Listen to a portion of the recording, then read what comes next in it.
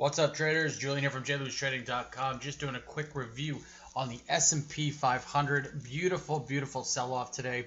Down 1.5 points on the S&P 500. Now, for the last little while, we've been talking about this key support level of 2532, and you can see that it was created back through here. Now, we've been talking about this level and this little range right through here, and how price action has been testing it, holding this support level, testing it, and then finally confirming a breakdown of those levels.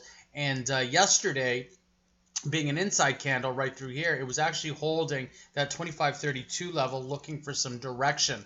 As we mentioned in Ask a Trader last night, it was just a matter of time before that 2532 level was taken out, and we were going to see some new lows tested. So now what we're doing is we've actually entered a very, very interesting range. Now you got to make a note of the MACD histogram right through here. You can see that the momentum is completely leaving the system right now, and everything is now geared towards the short side of the market.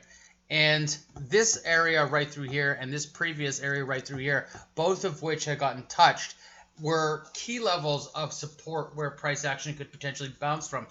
What's important about this breakdown today of 2532 is that if we actually go back, we will see that there's actually very little to support price action from bottoming out until we hit that 2342 level. Now you might make a note of this previous high right through here, which turned into resistance right through here, then into support, and then ran. So you can see that we actually touched that perfectly today.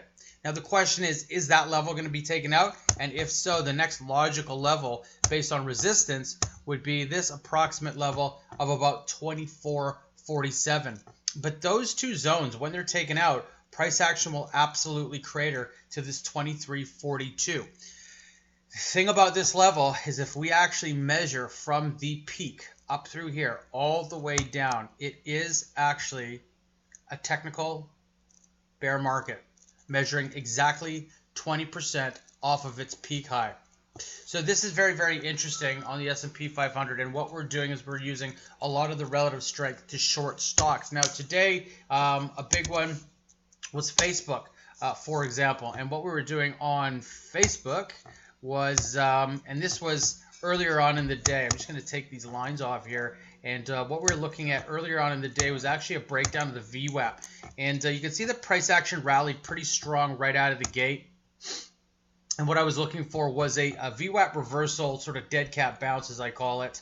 And we were offered an opportunity right through here. So you can see that price action broke out, pulled back. There was a potential to flag if that VWAP could hold, but it did not. It came through the VWAP, moved sideways. We instantaneously placed a trigger to short right through here. And then price action stepped down, moved sideways, stepped down, and then just kept stepping down. And what we actually did was we looked to cover this right as it was bottoming out and rallying through that 20-day simple moving average. So that in itself was a very, very big trade.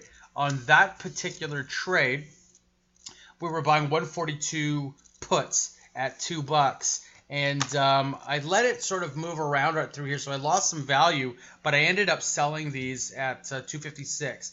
So that was a pretty decent move on Facebook. And then from yesterday, and I'm still holding these because I've just got so much value to the downside, is my my Exxon play. Now, I was talking about this on a daily chart, and it was looking like it was going to break down a key level. It most certainly did, up at the 74.76 level.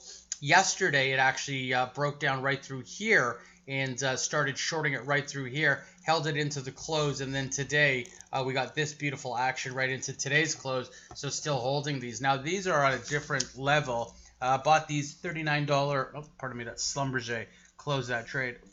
73.50 puts at 104. Today's closing bid, 286. Monster, not too bad for a 2-day hold. And so that's what we were doing. And we're just looking for the S&P to continue that downwards movement. We'll be using a lot of the relative strength, as I mentioned, to be shorting the market. Most of the alerts that we're putting out for our community members are geared towards the short side. In fact, when we're running our scans and getting ready for the week, we generally have 4 to 5 short opportunities for every one long opportunity. So it's just little things like that, obviously, are gearing towards the short side of the market. So that's what we'll be doing as long as we have that relative strength in front of us. If you have any questions or comments or feedback about this video or other videos, please leave a note in the comment section below. Don't forget to like and subscribe to the channel. Turn those notifications on so you can get these first and foremost before everybody else. And we're constantly hosting these free webinars about how to react to market conditions. There's actually a link below.